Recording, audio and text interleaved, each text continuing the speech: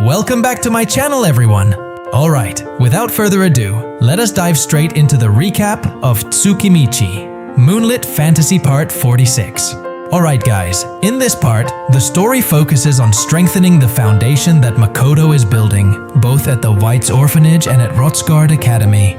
We also see several important meetings, starting from the consequences of the punishment for the intruders, the dynamics of Daina and Kuria's ambitions, all the way to the appearance of the Nikito's appraisal team, which has started setting its sights on Ambrosia and Kuzunoha's goods. Now, let us continue to part 46. The story begins at night, at the White's Orphanage. The atmosphere should have been calm after the children and the staff had fallen fast asleep. However, in the middle of that silence, Makoto sensed that something was wrong. Several intruders were approaching, and from the way they moved, it was very clear that they were not just uninvited guests. They were kidnappers targeting the orphanage children. Makoto moved immediately. He detected nearly 10 people coming that night, although only 2 managed to sneak into the building. Without wasting any time, he gave orders to his subordinates to get ready. At the same time, he warned Seina, who was taking several children to the toilet. Makoto told her to hide immediately with the children and leave the matter of the intruders to him. Meanwhile, one of the intruders, named Kanta, began climbing the orphanage stairs with full confidence. But Makoto had already prepared a trap. With the press of a button, the stairs suddenly turned flat. Kanta lost his footing and fell right away. Before he even had the chance to get back up, a basin fell directly onto his head. In an instant, he lost consciousness without putting up any real resistance. After the situation inside the building was secured, Makoto called Seina to come out. He made sure to tell her that the threat inside had already been dealt with. However, the moment she saw Kanta lying there unconscious, Seina became even more panicked. She worried that there were still other intruders wandering around. Makoto calmly reassured her, explaining that everything was already under control and that his subordinates were handling the rest. Even so, Seina was not easily convinced. The trauma from the past came back to haunt her. She remembered the old incident when an elf committed a crime at the orphanage and kidnapped the children. That wound had never truly healed. Makoto tried to calm Seina down, assuring her that such an incident would never happen again. He even mentioned that Ryo, the criminal who had once become their worst nightmare, was currently being dealt with by Lime. But Seina still hesitated. In the past, even Lime had hidden together with her when that tragedy happened. To her, Ryo was a terrifying kidnapper who could not possibly be stopped so easily. Seeing that Seina still did not believe that Lime had become far stronger now, Makoto finally invited her to see it for herself. Of course, the children Seina had been taking care of were first returned to their rooms. In short, after the matter inside was settled, Makoto brought the still trembling Seina to the garden. There, Lime and Mondo were already waiting. In front of them, Ryo was sprawled on the ground in a terrible condition, his body brutally beaten without mercy. The sight was very different from Kanta, who had been dealt with by Makoto earlier without suffering any serious injuries. Lime reported with satisfaction that his slashes felt much smoother when cutting down trash like Ryo. On the other hand, Mondo added that the other 7 intruders outside had already been captured without any real trouble. After making sure that everything was under control, Makoto gave instructions to move into the final stage.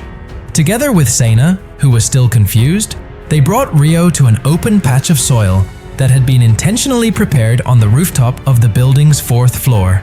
When Seina wondered what they were about to do, Makoto explained that this was a form of atonement. Since Ryo had done nothing but spread suffering all this time, he would be turned into an eternal guardian of the orphanage. Even though Seina did not believe at first that Ryo would end up like that, she eventually chose to stay silent and simply watch. Makoto then gave the signal. Lime immediately drew his katana and began to concentrate, while Mondo strengthened Lime's magic, with a green light radiating from his right hand. Dragon scales began to appear on Lime's body, and then he delivered judgment upon that vile elf, cursing him to become the guardian of the building until the day he withered away. Slowly but surely, Ryo's body began to change. His trunk grew firmly from the soil, his branches spread wide, and thick leaves began to emerge. His extraordinary size was most likely influenced by Ryo's old age and the amount of mana that the elf possessed. With the giant tree now standing there, the defense system of the White's orphanage was finally complete. While Mondo muttered in horror at how strongly that tree held Ryo's hatred, Makoto chose to bring everything to an end that very night. He invited Mondo to return to Asura, since Tomoe and Mio were surely already waiting. On the other hand, Lime was assigned to remain on guard at the orphanage throughout the night. After saying goodnight to Sina, who was still standing frozen while staring at the giant tree, Makoto and Mondo left. After Makoto left, Lime and Sena continued talking there. During that conversation, Lime told her that the people at the orphanage should begin preparing themselves for the training that would be provided by the Kuzunoha company. That training would clearly not be easy, and overcoming it would require tremendous effort. Lime also reminded her again of the various strict demands that Tomoe had previously laid out. He explained that this orphanage would no longer simply be an ordinary shelter. From now on, the children there would be educated and prepared to work. Not only that, the Kuzunoha company would also bring in teachers from outside, and the staff, including Sena herself, would be required to study desperately in order to keep up with this major change. However, Lime stressed that once they managed to get through all of that, the people there could reach far higher positions.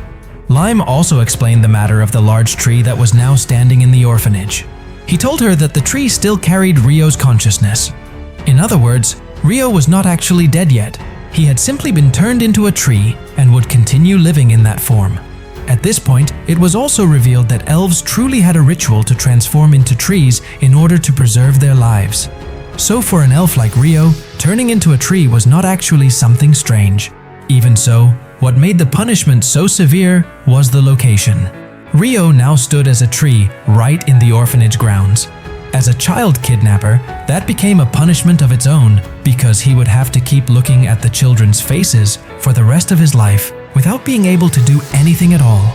Hearing that, Sena actually felt that Makoto was not a cruel person. Even though he allowed Ryo to suffer in the form of a tree, to Sena, that was the way Makoto delivered a fitting punishment. Because of that, Sena then declared that she would work hard for the Kuzunoha company. Lime then added one more thing. He told her that Kanta, the torture-loving maniac who had been captured on the lower floor, had already been planted in the large garden near the orphanage. Unlike Ryo, who was an elf, Kanta was a human. That meant he would truly feel the torment as time passed, growing old while continuing to witness the happiness of the people around him. As the closing of their conversation that night, Lime gave Sena one important piece of advice. He said that Sena needed to expand her network immediately and start looking for trustworthy co-workers. In his estimation, their workload in the future would increase by as much as 3 times. On top of that, considering how difficult it was to pass Tomoe's interview, they would definitely need additional people whose quality was truly guaranteed. 3 days after the White's orphanage was completed, after dinner, Tomoe and Shiki came with a new report. They reported suspicious movements from a group of people using the appraisal skill. Apparently, there were parties gathering experts in appraisal skills to examine Kuzunoha's goods and trace their origins. Even so, Asura was still not a place that could be easily exposed, even by people who were highly skilled in item appraisal. Tomoe then gave an interesting example. She explained that dried persimmons could be examined using the appraisal skill, and the result showed the words, "If you want your skill to improve, then you have to eat this." Hearing that, Makoto was naturally confused because he did not understand the meaning of that text. He then tried to appraise the dried persimmon with his own skill, but the result he saw was different. There was no writing like the one Tomoe mentioned. What appeared instead was only information saying that the fruit came from the Mist Town. Seeing that result, Makoto was immediately shocked. The reason was that the last time he checked, the fruit's origin had still been listed as Kalanian Town, but now its origin had changed to Mist Town. Hearing that confusion, Shiki explained the possible reason. According to him, because the fruit had been processed in Asura, the item's origin had also changed to Mist Town. Shiki also added that when the fruit was processed into dried persimmons, he himself felt that the food really could improve certain skills. So, it could be said that the words Tomoe mentioned earlier were not completely false. Even so, in the end, there were still many things that remained unclear. since the appraisal skill itself was often considered ambiguous and its accuracy was difficult to trust. Makoto concluded that rumors like that would eventually just be dismissed as empty talk, and even if someone later accused the Kuzunoha company again, they could simply explain that the company only acted as an intermediary in the purchase. After the matter regarding appraisal was considered safe, the discussion shifted to Rossgard Academy. Here, Shiki suggested that Makoto should return to teaching immediately in order to raise the students' spirits, especially since one of their students, Izumo, would also be returning soon. Makoto finally decided to return to the academy because he realized that he had already been absent too often. Meanwhile, Dana was training the new students who had been chosen to become Makoto's disciples. However, his training method was truly harsh and merciless. Dana directly ordered those students to fight him with all of their strength. In short, they were forced to think hard and use every method they had if they wanted to defeat him. That was why the new students kept complaining, because the training felt like hell to them. On the other hand, the students also looked envious of Daena. They knew that Daena had once been trained directly by Makoto, and that was what had made him become as strong as he was now. Hearing those complaints, Daena instead made it clear that the training given by Makoto was far more brutal, even close to death. In short, Daena kept beating Makoto's new students without stopping, while the students could do nothing but complain, as they were continuously battered in that brutal training session. A little while later, Daena's wife, Kuria, came to meet Makoto. It should also be noted that Kuria was actually a student at the academy. Here, Kuria began to pour out her worries about her husband's behavior, which had felt strange since the previous training. What she meant was the incident when Makoto's students were taken to Kanawi Town to participate in the war. All this time, the students' families had only been told that they were undergoing training, even though in reality they had become involved in a war, and their families had not known anything about it at all. According to Kuria, Dana's change started to become very clear after that incident. Dana began coming home late more often, staying busy reading books, continuing to train, and almost never relaxing. In short, he became much more frequently late in returning home than usual. Hearing that, Shiki tried to explain that Dana was most likely thinking about his future and his work later on. Because of that, he had become even more diligent in studying, reading, and training himself. After hearing that story, Makoto and Shiki suggested that Kuria should also attend the career consultation session that would be held together with Makoto's students. Daena himself naturally became one of the people who took part in that consultation. However, the result turned out to go in quite an extreme direction. During that session, Daena openly said that he wanted to become the principal and change the education system at Rossgard Academy. However, the biggest problem was not his dream, but his way of viewing his personal life. Daena admitted that he had married only because he had gone along with the flow. He also said that he had no interest in taking care of his wife and child, because he wanted to focus completely on his dream. In his view, as long as he continued providing living expenses, that alone was enough as a form of responsibility. This was the point where Makoto truly began to get angry. To Makoto, Daena's way of thinking clearly showed that he did not properly value his wife and child. Because of that, Makoto eventually beat him with his magic armor until Daena fainted on the spot. After that, Makoto spoke directly with Kuria. From there, it started to become clear that Kuria was truly a very suitable partner for Daena. Knowing that her husband had finally started thinking seriously about his life, Kuria actually revealed that she also had the same dream, which was to become a teacher. To Kuria, seeing Daena start chasing an ambition like that actually felt like a beautiful miracle. She even immediately began making a plan to support her husband. If Daena managed to become the principal later, then she would work hard to become his vice principal. Kuria also admitted that the reason she had fallen in love with Daena was precisely because Daena was an interesting and unique person to observe. After hearing all of that, Makoto finally felt relieved, although at the same time, he also felt slightly regretful because he had worried about something that had not actually needed to be worried about. In the end, he realized that Daena and Kuria really were a very similar couple. Both of them had quite a crazy ambitious side, and that was exactly why they suited each other so well. Sometime later, at the Kuzunoha Company store located in Academy Town, Makoto came face to face with the Nikito's appraisal team. Makoto knew that the appraisal team was very famous, but he still felt confused about why they had come all that way just to appraise the items in his shop. Makoto then asked the reason for their visit. However, the middle-aged man who seemed to be the leader of the team instead asked back whether Makoto was hiding something. Of course, Makoto denied it calmly, but unexpectedly, the leader then asked Makoto to show them ambrosia, a legendary medicine that was not even listed in their sales catalog. That sudden request even shocked Jin and Amelia, who were working there part-time. Makoto then explained that they did not have that medicine at the moment.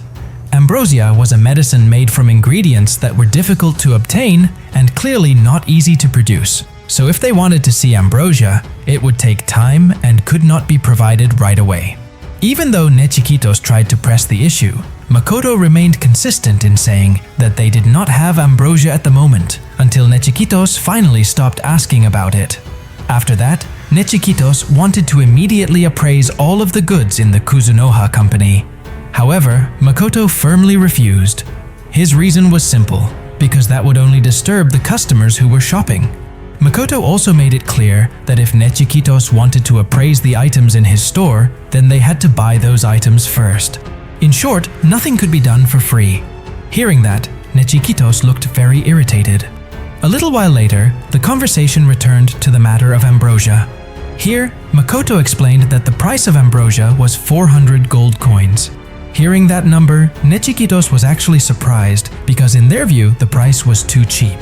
For ordinary people, 400 gold coins was an absolutely insane amount. But for Nikito's, that price was actually considered cheap.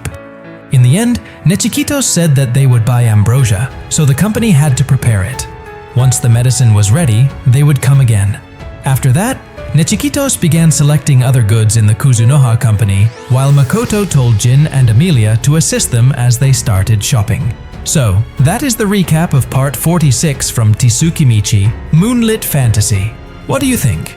Pretty interesting, right? In the middle of the reorganization of the White's Orphanage, the threat from the kidnappers, and the movements of parties beginning to investigate the Kuzunoha Company, everything is starting to point toward even bigger developments in the next part.